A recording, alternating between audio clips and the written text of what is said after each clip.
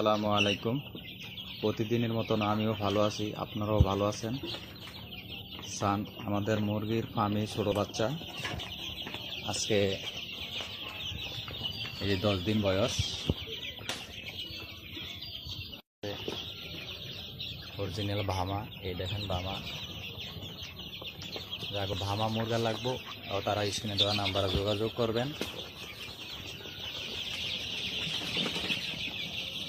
ভামা আছে,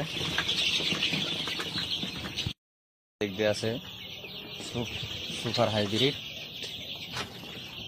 জায়গা জায়গা লাগবে যোগাযোগ করবেন।